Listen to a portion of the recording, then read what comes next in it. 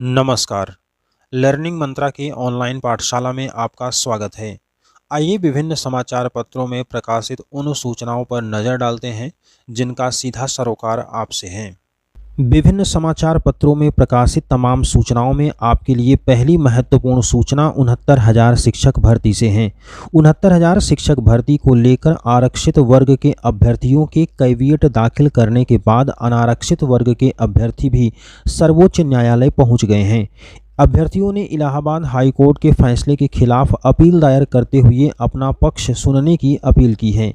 अनारक्षित वर्ग की ओर से सर्वोच्च न्यायालय में 3 याचिकाएं दाखिल की गई हैं। एक अभ्यर्थी की तरफ से तो 2 चयनित अभ्यर्थी की ओर से दाखिल की गई हैं। अभ्यर्थी विनय पांडे ने बताया कि पूर्व में भी सर्वोच्च न्यायालय ने एक ही भर्ती में 2 बार आरक्षण न देने की बात कही है। हम इसे लेकर ही अपील कर रहे हैं कि एक ही भर्ती में कितनी बार आरक्षण दिया जाएगा। उन्होंने कहा कि हमारा प्रयास होगा कि तीनों याचिकाओं पर एक साथ सुनवाई की जाए। इसके अलावा आपको बता दें कि 2 सितंबर को आरक्षित वर्ग के अभ्यर्थी सीएम आवास का घेराव करेंगे।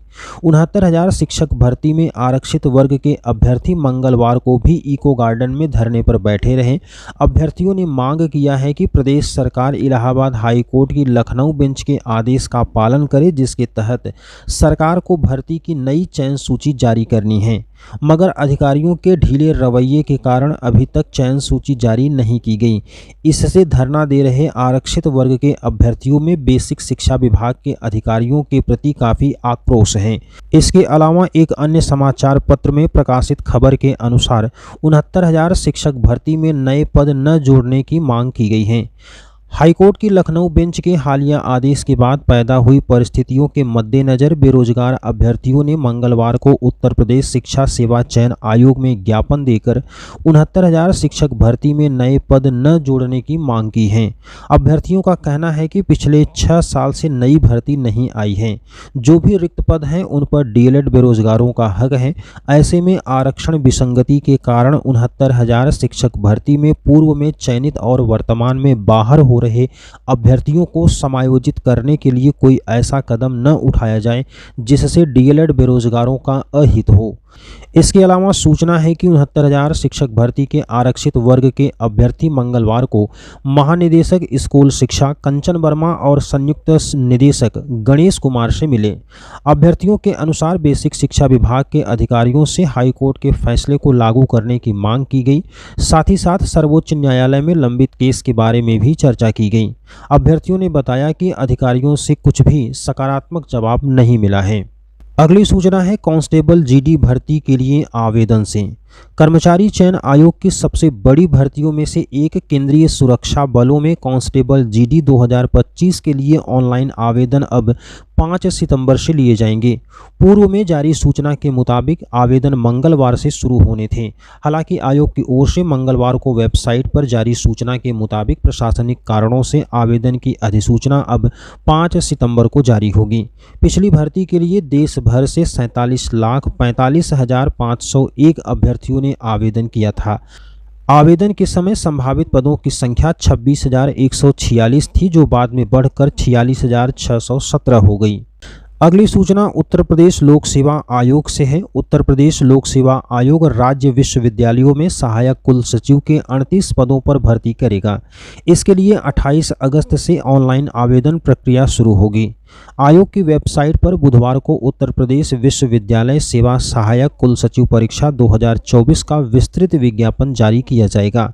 ऑनलाइन परीक्षा शुल्क बैंक में जमा करने और ऑनलाइन आवेदन स्वीकार करने की अंतिम तारीख 28 सितंबर निर्धारित की गई है। आवेदन में सुधार या संशोधन और शुल्क में समाधान की अंतिम तिथि 5 अक्टूबर निर्धारित की गई है। चयन के लिए अभ्यर्थियों की आयु 1 जुलाई 2024 को न्यूनतम 30 वर्ष होनी चाहिए और 40 वर्ष से अधिक नहीं होनी चाहिए। दिव्यांगजन की अधिकतम आयु सीमा में 15 वर्ष की छूट अनुमन्य है। बुधवार को जारी होने वाले विस्तृत विज्ञापन में ऑनलाइन आवेदन करने की प्रक्रिया, शुल्क जमा करने की प्रक्रिया, जाति प्रमाण पत्रों का प्रारूप, परीक्षा के विषय और पाठ्यक्रम, आरक्षण एवं आयु में छूट, अर्हता के बारे में निर्धारित महत्वपूर्ण निर्देश उपलब्ध रहेंगे। आयोग यह भर्ती 7 साल बाद करने जा रहा है। मंगलवार को उत्तर प्रदेश कैबिनेट की बैठक में महत्वपूर्ण फैसले लिए गए, जिसमें यूपी के पर्यटक आवास गृह निजी क्षेत्र के हवाले होंगे और सुविधाएं भी बढ़ाई जाएंगी। प्रदेश सरकार उत्तर प्रदेश राज्य पर्यटन विकास निगम द्वारा संचालित पर्यटक आवास गृहों में बेहतर आवासीय और खानपान सेवा उपलब्ध कराने के लिए इनका संचालन संविदा के आधार पर निजी क्षेत्र के उद्यमियों को देगी। कुल 87 में से कितने पर्यटक आवास गृह संचालन के लिए निजी क्षेत्र में दिए जाएंगे, इसे तय किया जा रहा है। मंगलवार को मुख्यमंत्री योगी आदित्यनाथ की अध्यक्षता में हुई कैबिनेट बैठक में इस प्रस्ताव को पास किया गया। पर्यटन निगम की इकाइयों को निजी क्षेत्र के माध्यम से संचालन के लिए न्यूनतम 15 साल की अवधि के लिए दिया जाएगा। इसके बाद लीज रेंट में 15% की वृद्धि की शर्त के साथ विस्तारित करते हुए अगले 15 साल के लिए दिया जाएगा। प्रत्येक वर्ष निवेशकर्ता द्वारा पर्यटन निगम को दी जाने वाली धनराशि में 5% वृद्धि का भी प्रावधान किया जाएगा। पर्यटन निगम को शासन से अंश पूंजी के रूप में प्राप्त इकाइयों को प्रबंधकीय संविदा पर संचालित किए जाने से होने वाली कमाई पर्यटन निगम की आय मानी जाएगी। शेष इकाइयों को प्रबंधकीय संविदा पर संचालित कराए जाने पर प्राप्त होने वाली धनराशि की 50% धनराशि पर्यटन निगम के खाते में हैंडलिंग शुल्क के रूप में जमा कराई जाएगी। शेष 50% राशि राजकोष में जमा की जाएगी। इसके अलावा बात करें अन्य महत्वपूर्ण फैसलों में, तो शहरों में सड़क, सीवर और पेयजल आपूर्ति की सुविधाओं के कामों में स्टाम्प एवं निबंधन विभाग के माध्यम से विकास प्राधिकरणों और निकायों को पैसा सीधे दिया जाएगा। ग्रामीण क्षेत्रों में पाइप से पेयजल योजनाओं की संचालन और अनुरक्षण नीति 2024 को मंजूरी दी गई। डाटा सेंटर के एक ग्रिड का खर्च सरकार वहन करेगी। वहीं डिजिटल मीडिया पर अभद्र सामग्री पर कार्रवाई करने की बात की गई है। यूपी सरकार ने डिजिटल मीडिया के लिए नीति तय कर दी है। सोशल मीडिया पर आपत्तिजनक कंटेंट अपलोड किए जाने पर विधिक कार्रवाई की जाएगी। अगली सूचना रेलवे भर्ती से संबंधित है। भारतीय रेलवे में नौकरी पाने का सपना देखने वाले युवाओं को अब लंबा इंतजार नहीं करना होगा। रेलवे खाली पदों के लिए साल में 4 बार यानी हर तिमाही भर्ती प्रक्रिया शुरू करेगा। इस योजना के तहत 2024 के अंत तक 61,529 रिक्त पदों पर भर्ती करने की प्रक्रिया पूरी कर ली जाएगी। इसके बाद नए साल में जनवरी-दिसंबर के दौरान खाली हुए पदों पर नियुक्ति के लिए पुनः उक्त प्रक्रिया शुरू कर दी जाएगी। इस नए नियम से हर साल रेलवे में खाली होने वाले पदों को समय पर भरा जा सकेगा और युवाओं को उम्र खत्म होने से पहले नौकरी मिल सकेगी। रेलवे बोर्ड के दस्तावेज के अनुसार जनवरी-मार्च में 2024 में सहायक लोको पायलट के 18,799 रिक्त पदों पर भर्ती प्रक्रिया चल रही है। आपको बताते चलें कि रेलवे ने पहले 15 दिसंबर 2023 को 5,696 पदों पर भर्ती करने का निर्णय लिया था, लेकिन कंचनजंगा रेल हादसे के बाद रेल मंत्री अश्विनी वैष्णव ने इस संख्या को बढ़ा दिया था। रेलवे ने अप्रैल-जून में 9,144 तकनीकी पदों पर भर्ती करने का ऐलान किया, जबकि जुलाई-सितंबर के दौरान जूनियर इंजीनियर के 7,951 पदों, नॉन टेक्निकल पॉपुलर कैटेगरी में 16,154 और पैरामेडिकल कैटेगरी में 1,376 खाली पदों पर भर्ती करने का फैसला किया है। सितंबर तक अंडर ग्रेजुएट के लिए नॉन टेक्निकल पॉपुलर कैटेगरी के 3,445 पदों पर भर्ती करने की घोषणा कर दी जाएगी। वहीं अक्टूबर-दिसंबर के दौरान रेल मंत्रालय में खाली पदों पर भर्ती करने की घोषणा की जाएगी। इसके अलावा आपको बता दें, रेलवे बोर्ड ने विभाग में तिमाही भर्ती प्रक्रिया में 2 मार्च को रेलवे सुरक्षा बल के 4,660 रिक्त पदों पर भर्ती करने की घोषणा की है। इसमें 10% सीट 4 साल की नौकरी पूरी कर चुके अग्निवीरों के लिए आरक्षित होगी। अग्निवीरों को उम्र में 5 साल की छूट भी दी जाएगी। अगली सूचना बिहार से है। यातायात व्यवस्था सुदृढ़ बनाने के लिए 10,300 पद स्वीकृत किए गए हैं। बिहार में यातायात व्यवस्था को पूरी तरह से दुरुस्त करने के लिए 10,332 पद की स्वीकृति की गई है। इसमें सिपाही से लेकर डीएसपी तक के पद शामिल हैं। वर्तमान में ट्रैफिक के लिए पटना समेत 12 जिलों में स्वीकृत पदों की संख्या करीब 4,500 है। यातायात व्यवस्था की जरूरतों को समझते हुए इसमें करीब 2.5 गुना पदों की बढ़ोतरी की गई है।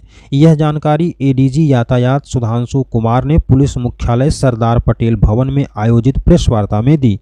उन्होंने कहा कि बढ़ोतरी किए गए पदों के अनुरूप बल जल्द ही मिल जाएंगे। वर्तमान में 21,000 पदों पर सिपाही बहाली की जो परीक्षा चल रही है, इसका परिणाम आने के बाद ट्रैफिक पुलिस को अतिरिक्त बल मिल सकेंगे। अभी जिलों में करीब 30% रिक्ति है, जो सिपाही बहाली के बाद काफ़ी हद तक भर जाएगी। अगली सूचना आबकारी कांस्टेबल के स्थानांतरण से संबंधित है। हाईकोर्ट ने आबकारी विभाग में तैनात कांस्टेबल लक्ष्मी सिंह के स्थानांतरण पर रोक लगा दी है। कोर्ट ने स्थानांतरण आदेश को प्रथम दृष्टया दुर्भावनापूर्ण मानते हुए आबकारी विभाग को नोटिस जारी कर जवाब तलब किया है। इससे पूर्व के हाई कोर्ट के आदेश पर आबकारी आयुक्त इलाहाबाद आदर्श सिंह ने अदालत में उपस्थित होकर हलफनामा प्रस्तुत किया था। अगली सूचना बिहार शिक्षक से संबंधित है। शिक्षकों को ऑनलाइन हाजिरी पर ही अक्टूबर से मिलेगा वेतन। राज्य के स्कूली शिक्षकों को 1 अक्टूबर से ऑनलाइन हाजिरी के आधार पर ही उनके वेतन का भुगतान होगा। इसमें तकनीकी परेशानी नहीं हो, इसके लिए विकल्प भी दिया गया है। अर्थात ऑनलाइन हाजिरी के लिए 2 विकल्प रहेंगे। शिक्षा विभाग के अपर मुख्य सचिव डॉक्टर एस सिद्धार्थ ने इसे स्पष्ट करते हुए सभी जिला शिक्षा पदाधिकारियों को निर्देश जारी किया है। इसमें कहा गया है कि सभी शिक्षक अनिवार्य रूप से ई शिक्षा कोष पोर्टल पर उपलब्ध रहें। साथ ही सभी भौतिक रूप से भी उपस्थिति पंजी में हाजिरी दर्ज करेंगे। शिक्षक 25 जून से ई शिक्षा कोष मोबाइल ऐप से हाजिरी बना रहे हैं। 4.5 लाख अर्थात 80% शिक्षक प्रतिदिन ऑनलाइन हाजिरी बना रहे हैं। इसी क्रम में प्रधानाध्यापक और शिक्षक की ऑनलाइन उपस्थिति दर्ज करने के लिए ई शिक्षा कोष मोबाइल ऐप पर स्कूल एडमिन नामक एक नया विकल्प दिया गया है। इसके माध्यम से स्कूल के प्रधानाध्यापक द्वारा भी उपस्थित शिक्षकों की ऑनलाइन हाजिरी दर्ज की जा सकेगी। विभाग ने दोनों विकल्पों से हाजिरी बनाने की प्रक्रिया भी विस्तार से बताई।